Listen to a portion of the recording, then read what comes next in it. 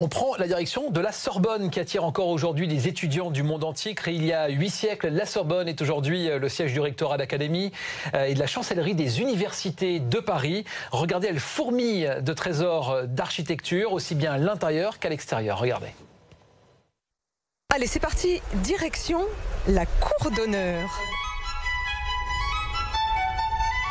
La cour a conservé strictement les mêmes dimensions que sous Richelieu et dans cette cour, nous pouvons voir l'unité des sciences et des lettres représentées par deux statues emblématiques. La première, celle de Louis Pasteur, là juste derrière moi, et la seconde, à l'opposé, celle de Victor Hugo pour évidemment représenter les lettres. Et au sein de cette cour d'honneur siège l'édifice le plus ancien de la Sorbonne, la chapelle Sainte-Ursule.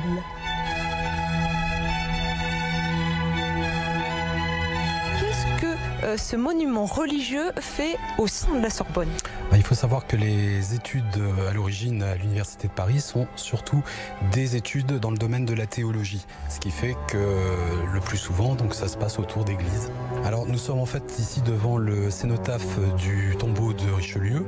Richelieu donc, qui est le refondateur de la Sorbonne au XVIIe siècle et qui fut donc inhumé au sein de cette chapelle. La légende veut qu'il ne reste que son crâne au sein donc, du tombeau.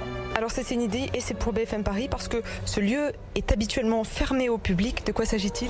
Alors il s'agit de la crypte de la chapelle.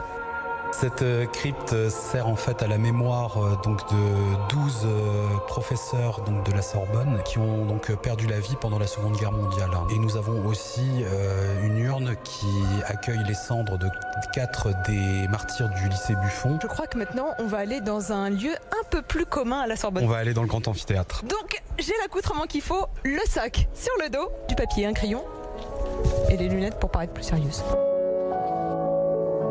Le grand amphithéâtre classé monument historique dans les tons verts qui est censé symboliser la couleur du savoir. Mais la particularité, juste en face de moi, ce puvis de Chavannes. Vous avez une source d'eau qui prend naissance dans l'œuvre d'art. Tel ce jeune garçon qui est en train de s'abreuver à cette source du savoir, eh bien le public en fait autant. C'est ici, donc le 23 juin 1894, que Pierre de Coubertin a donc donné cette fameuse allocution demandant au monde entier la création des Jeux Olympiques.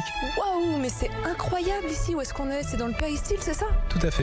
Alors le péristyle qui reprend donc l'architecture donc gréco-romaine, cela pour renforcer l'idée que nous sommes actuellement dans le temple de la connaissance que peut représenter la Sorbonne. Tiens, à l'étage de ce péristyle, une porte s'en trouve. Oh, et encore un univers très différent. Nous sommes dans le grand salon de la Sorbonne. Regardez les plafonds à caissons et pendentifs de style plutôt cette fois renaissant. C'est assez spécifique du 19e siècle, c'est-à-dire qu'on mélange les genres. Après avoir vu tant de merveilles architecturales, j'en ai vraiment plein les yeux, plein les pieds aussi parce que j'ai pas arrêté de monter et descendre les escaliers. Alors vous savez quoi ? À présent, je vais endosser réellement le rôle d'un vrai étudiant et je fonce au quartier latin me divertir un peu. À bientôt.